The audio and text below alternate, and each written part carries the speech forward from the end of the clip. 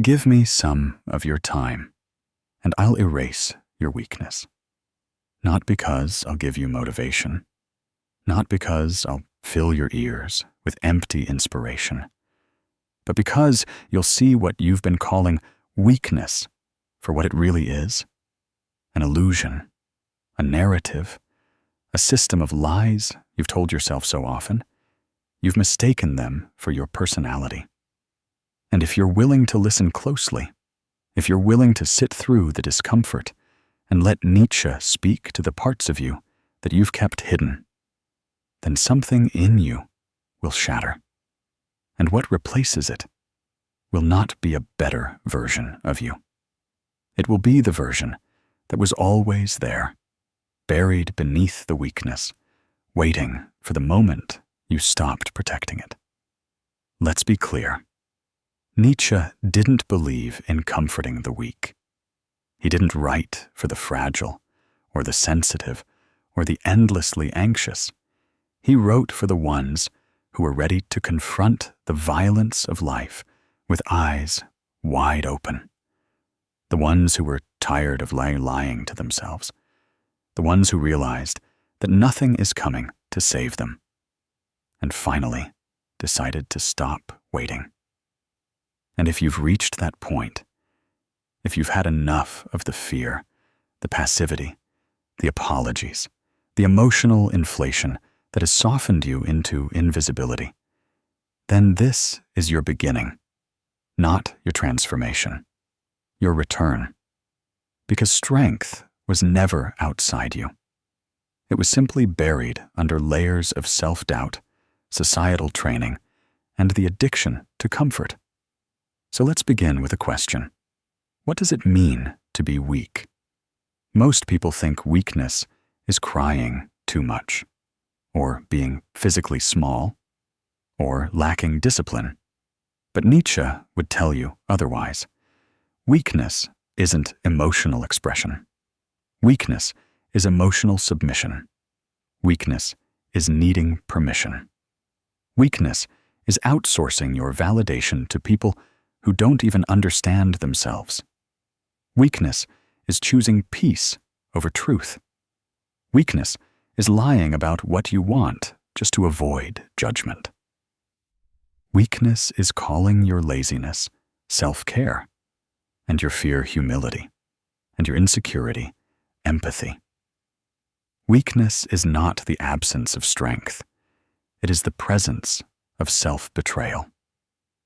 And here's the brutal truth. The modern world is built to make you weak.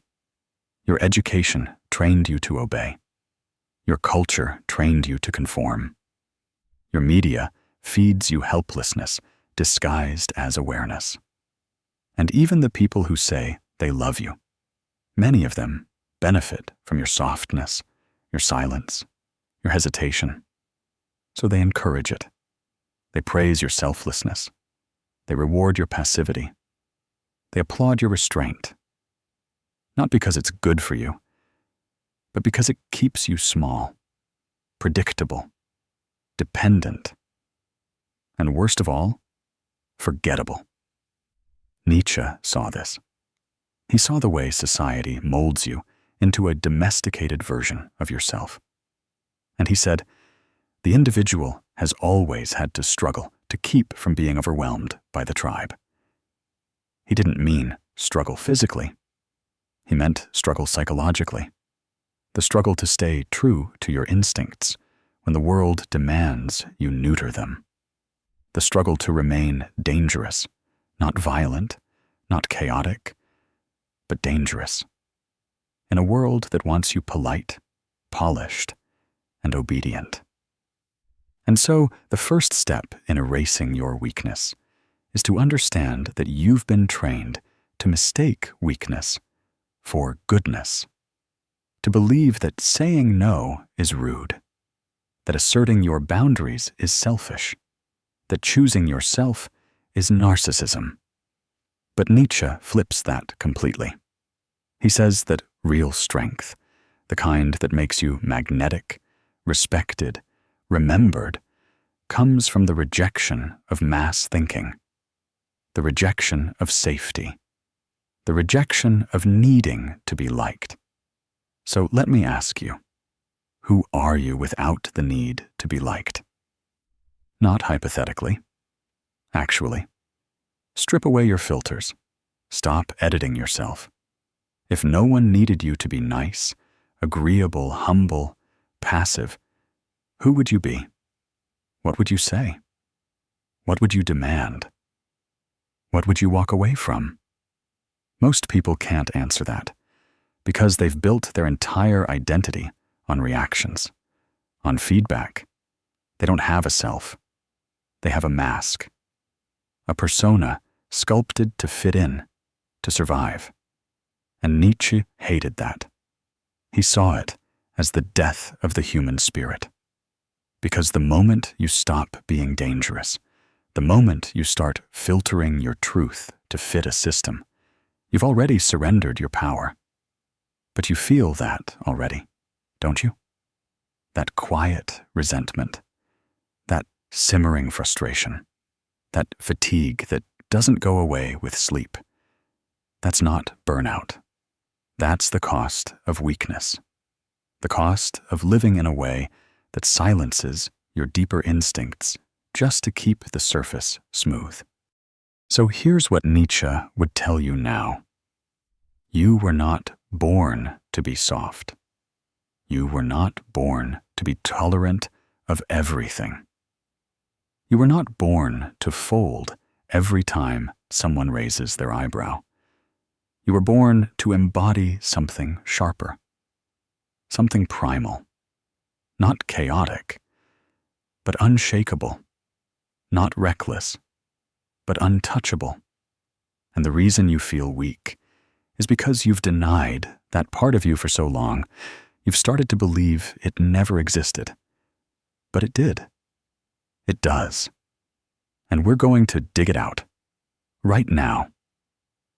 Let's talk about your habits, because weakness lives in routine, in subtle, daily rituals that slowly rot your willpower while convincing you you're doing fine.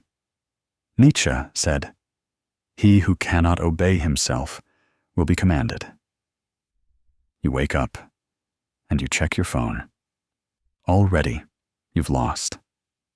Not because phones are bad, but because you didn't claim the day.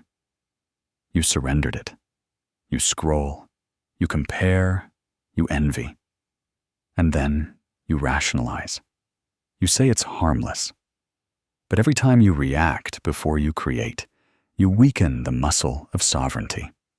You become emotionally flabby. You lose edge. You lose command. So let's change that. Start owning your mornings. Before you check a screen, check your posture. Check your breath.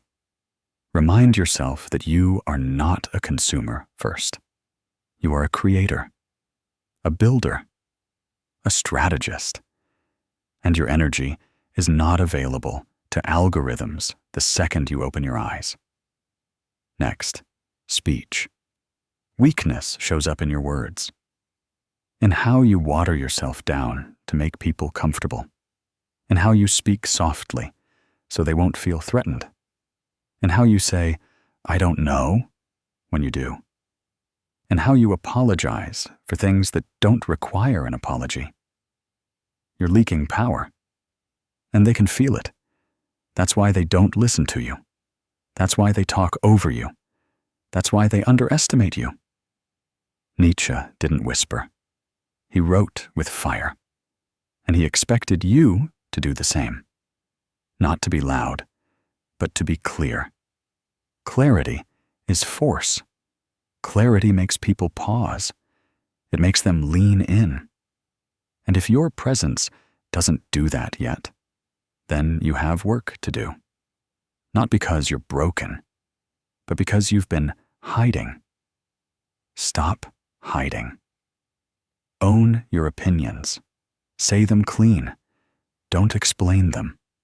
Let the silence after you speak carry weight. Most people are afraid of silence. You won't be, because silence means tension. And tension is how respect is earned. Now let's talk about emotion. You think strength means feeling nothing. That's wrong. That's dysfunction. Nietzsche didn't teach emotional numbness. He taught emotional command. That means you can feel everything and still choose your action. You don't react. You respond. When someone disrespects you, you don't explode. You don't chase. You don't defend. You just stare. You wait.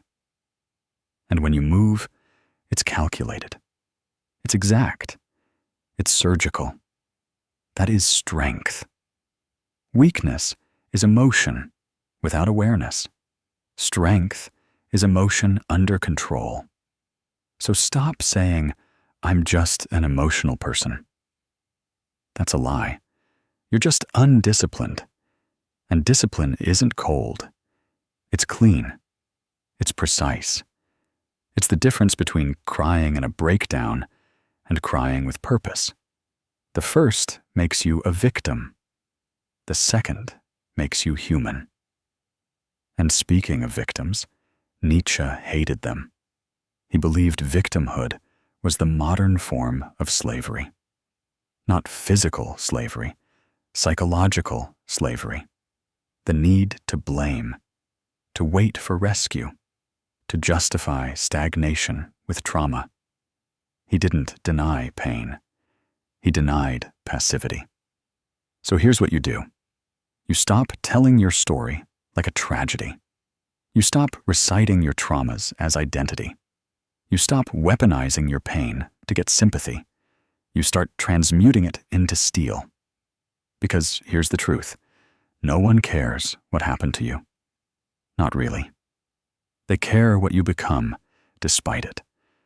And if you can become something impenetrable, something refined, something quiet but unshakable, then your past becomes a forge, and your scars become your armor. Nietzsche said, "He who has a why to live can bear almost any how." But here's the secret. Your why is not found. It is chosen. You don't wait for it. You decide it. You carve it into your days. And the moment you do, weakness begins to dissolve. Because when you know your direction, distractions die. Drama fades. Doubt becomes noise. And weakness, it loses its grip. So decide. Decide right now. Who do you serve? What do you build? What do you protect? What will you not tolerate one more day of? Make it real. Make it written. And make it non-negotiable. Because if you don't choose a why, the world will assign you one. And it will be weak. It will be soft. It will keep you obedient, broke, and forgettable. But that's not your fate. Not anymore. Because by the time this is done, you will no longer be the same. And now, we will go even deeper. We will confront your subconscious. We will dismantle the habits that enslave you. And we will begin the final process of reintroducing you to yourself, the version of you that never needed to be fixed, only unleashed. You made it this far. That means one thing. You're not like the others. Because most people can't sit still when someone touches their weakness. Most people flinch. They click away. They chase another dopamine hit. They pretend they already knew this. But you're still here. And that means something in you is starting to wake up. Something old. Something raw. Something buried. Nietzsche didn't just write about power. He wrote about what makes men afraid of it. He knew that weakness isn't just physical or mental. It's existential. It's rooted in the stories you've accepted, the definitions you've inherited, the quiet agreements you made with fear before you even knew what fear was. And one of the deepest roots of weakness, the fear of being alone. Let's talk about that. You've spent your whole life trying to belong. School trained you to raise your hand for permission. Friends trained you to stay inside the tribe. Family trained you to suppress what's inconvenient. Relationships trained you to be agreeable, non-threatening, soft-edged. And slowly, you became addicted to acceptance. Not love, acceptance. The kind of dead, passive inclusion that requires you to shrink, silence, and shapeshift just to be tolerated. But Nietzsche would look you in the eye and say, you must be willing to stand alone, utterly, completely, if you are ever to know yourself. Because the truth is, belonging has a price, and most people pay with their authenticity, with their strength, with their individuality. But not you. Not anymore. You're going to unlearn the addiction to belonging. You're going to become someone who doesn't beg for a seat at the table. You're going to build your own table. And if no one joins you, good. More room, more space, more clarity. That's the first upgrade. Solitude over submission. Now let's go deeper. Why do you procrastinate? Why do you sabotage yourself? Why do you delay the things you know will make you better? Most people think it's laziness. It's not. It's a hidden loyalty. A psychological contract you made long ago to stay small, so others wouldn't feel uncomfortable. Somewhere in your past, you learned that shining too brightly made people pull away. You learned that power came with distance, that honesty came with punishment, that ambition came with loneliness. So you adapted. You learned how to dim, how to delay, how to talk yourself out of your own momentum just to keep things safe. That's not laziness. That's survival. But it's time to break the contract, because you're not here to be tolerated. You're here to be felt. And that requires intensity. It requires decisiveness. It requires the kind of clarity that makes average people uncomfortable. Nietzsche said, "The snake which cannot cast its skin must die." That's what weakness really is. The refusal to evolve because you fear who you might lose if you do. But now you're going to shed the skin. Not gently, not slowly. You're going to rip it off. The people pleaser, the second guesser, the overthinker, the emotional translator. Gone. Let's get tactical. Start with your language.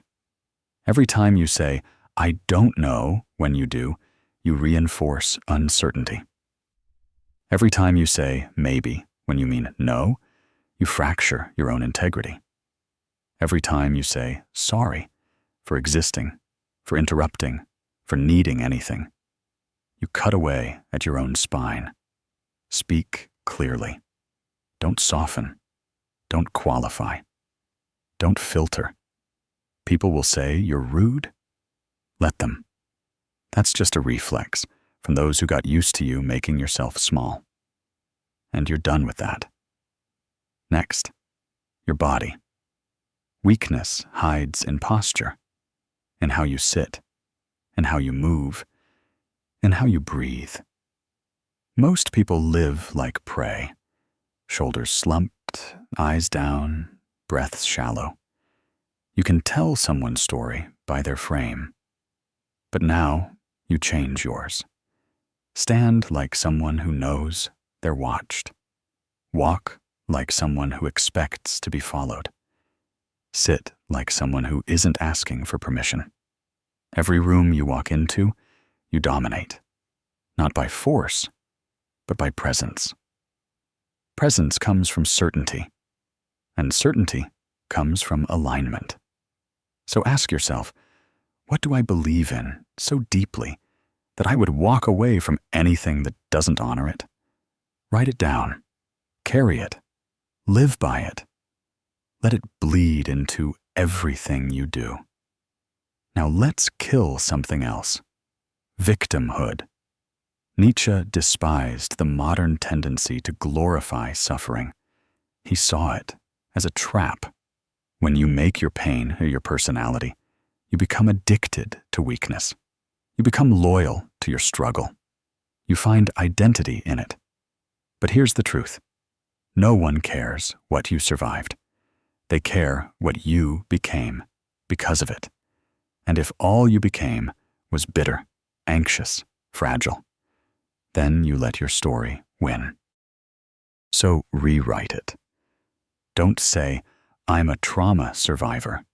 Say, I'm a builder of fire. Don't say, I was abused. Say, I became untouchable. Don't say, I have anxiety. Say, I own stillness. Words are spells. Speak power or stay silent. Now let's close. Because you already knew everything I said. Somewhere inside you, the real you, the grounded, clear, calm, dominant version, was listening to every word and nodding. Remembering what strength feels like, what clarity feels like, what it feels like to move without apology, to protect your energy like a king guards his land, to walk away from conversations that shrink you, to say no with your chest, to say yes only to the things that sharpen you, to sit in silence and feel no need to fill it. That's not motivation. That's home. You're back. But here's the catch. You can't unknow this. You can't go back to being the version of you who made excuses, who delayed, who broke promises to himself. Because now, you know better. And when you know better, you either evolve or you lie. So choose. Become the man Nietzsche would respect. Not the loudest, not the richest, not the most praised, the most real, the one who looks in the mirror and sees no hesitation, only presence. This is your standard now. Guard it like your life depends on it, because it does.